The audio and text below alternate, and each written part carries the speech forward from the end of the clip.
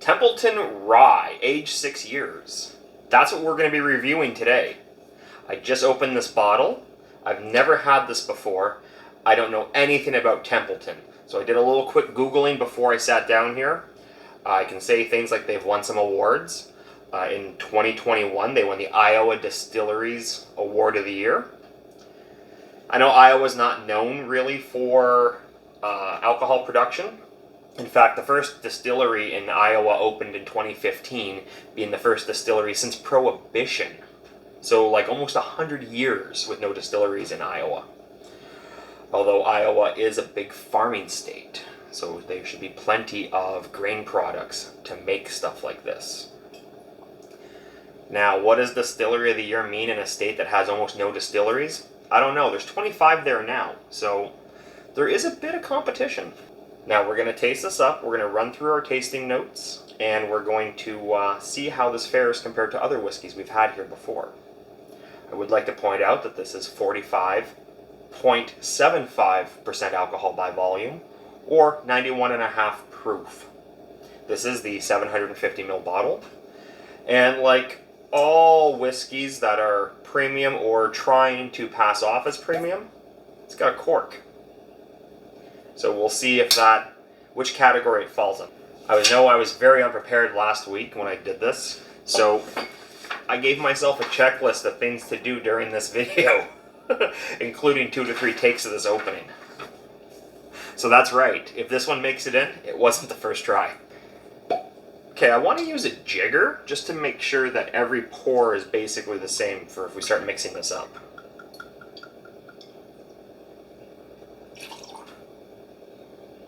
So right there we've got one standard pour, 1.5 ounces.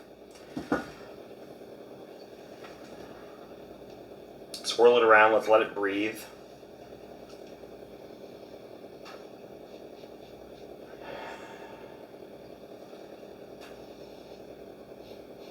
Picking up some butterscotch and a little vanilla.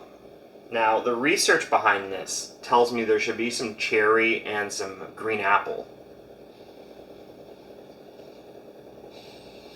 If I try real hard, I think I smell what they think is green apple, but I'm not smelling any of the cherry.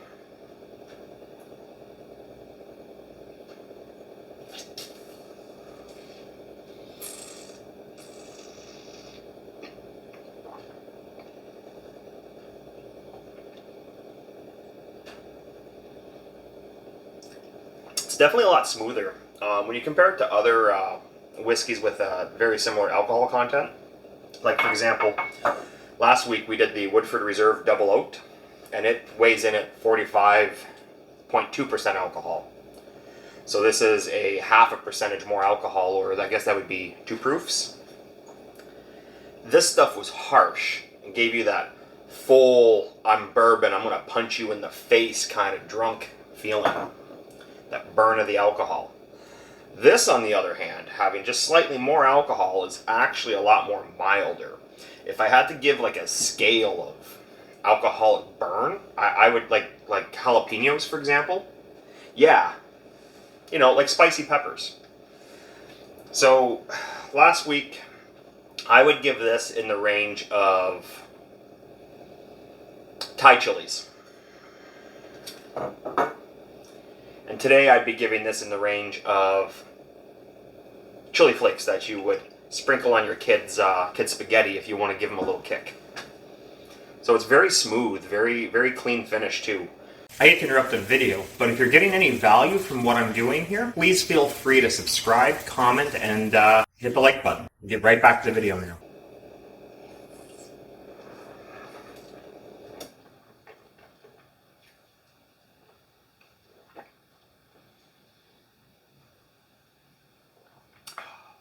Yeah, like I have no problem holding it in my mouth long enough to get like a true flavor sense. And I'm picking up something like a burnt sugar kind of taste. So almost like the sugar on top of a creme brulee. So right away, off the bat, I'm going to recommend this for dessert. just neat the way it is. You know, with a nice French custard-based dessert. I think this would pair well. So as far as its flavor neat, I'm going to give that a score of 8.25 because some of you really do crave that full flavor, if you will, of the harsher feeling, and some of you prefer the milder. I'm going to split some hairs here and go 8.25. Now, we're going to taste this with On the Rocks. So for On the Rocks, we're going to use the same glass, the same pour. We're just going to add some ice to it and see if cooling it down really does anything.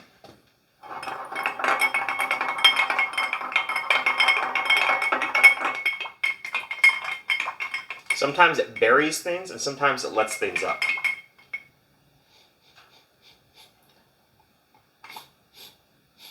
So it really brought the vanilla out. Yeah, this almost smells as strong as cookies.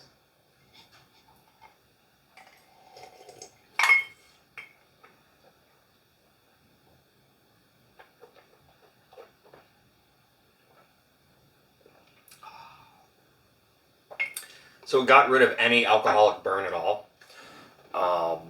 Made it a very, almost watery finish. So adding ice to this is going to increase, it's going to open up the nose, you're going to smell a lot more. But when you go to taste it, it's going to water it down to almost where it's like a butterscotchy vanilla water as opposed to anything with an alcoholic bite. So on ice, I'm going to score this a 7.75. And I'm going 7.75 out of 10 because I feel like the effects of that take away more from the experience. You lose a lot of the mouth flavor. All right, so let's set this off to the side. And we're going to go whiskey and water. So again, let's take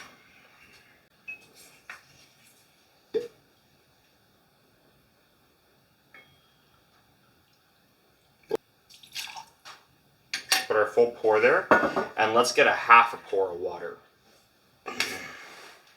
So now we're going to taste it with some water. Let's give ourselves a half a pour.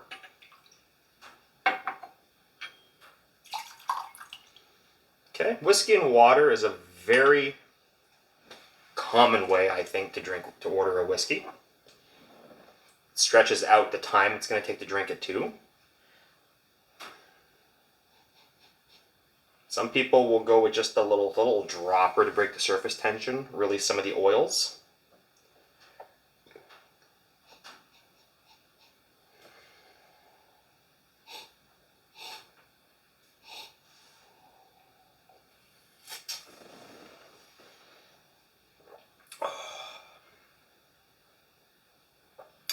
So the flavor from neat to with water has cut it back. I'd say you've got like a 30% drop in flavor. So I'd rather get this with ice, like On the Rocks, than with water, because On the Rocks, at least it opened up the vanilla notes, gave it a better smell. Here, whiskey and water, I'm giving you a 7. Okay, now let's see if adding any ice to this improves it. I mean, the ice improved the smell of the On the Rocks. I mean, ice improved the smell of the neat. Took away from the flavor. Let's see if ice improves the smell on the water. And I don't think it can take any more away from the flavor.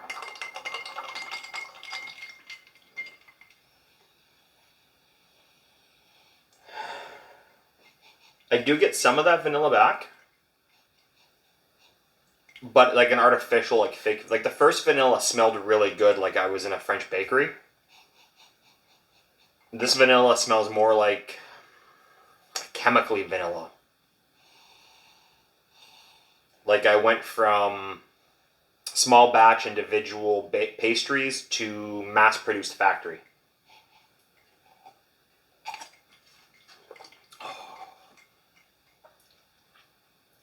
The butterscotch is there a little better though. So it's weird because every time you manipulate it, it takes a big hit, but a different part of it comes out to shine. It's kind of weird.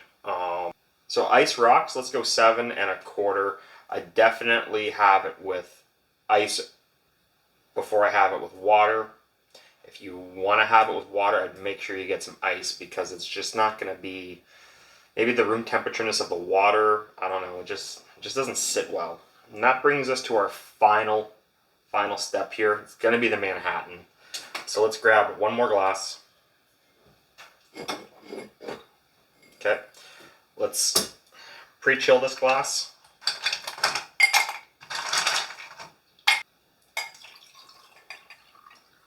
Okay.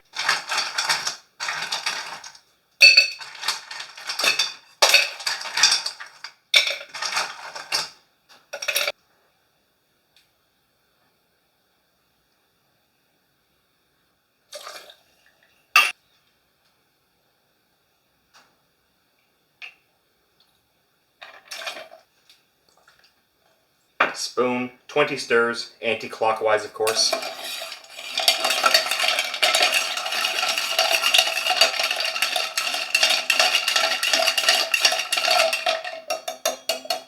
Okay.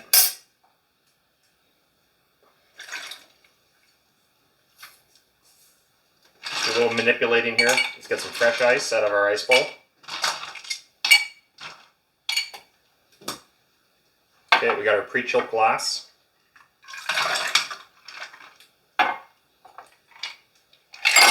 There.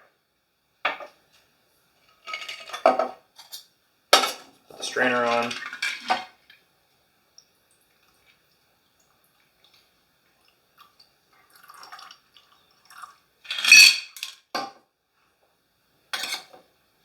Alright.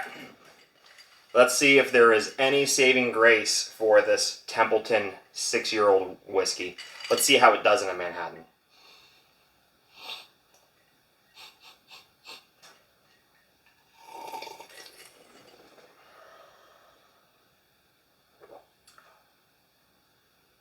That's not bad.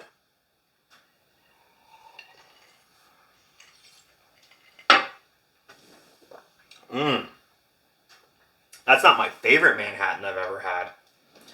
But that one ain't bad at all. So I feel like, as a Manhattan, our neat score was 8.25. Manhattan, it does better as a Manhattan than it does any other category, even in a neat category. I feel like this is definitely a cocktail whiskey. As a cocktail whiskey, I'm going to give this 8.75. Yeah, it definitely shines here as a cocktail whiskey. It's, you know what? Its flavor is weak enough. Like, its flavor's down here. And its burn is down here. So when you start adding other flavors to it, like the vermouth, the bitters, and you start bringing it up, it plays well together. It's not the strongest kid on the block. It plays very well in a group. It doesn't have like a big strong bully flavor that's just going to overpower anything. So that is definitely, I believe this whiskey definitely lives in the cocktail section.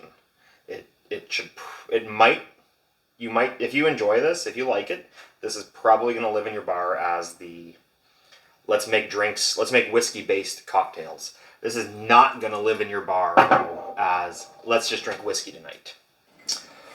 Well, there you have it. Our Templeton Rye, 6-year-old.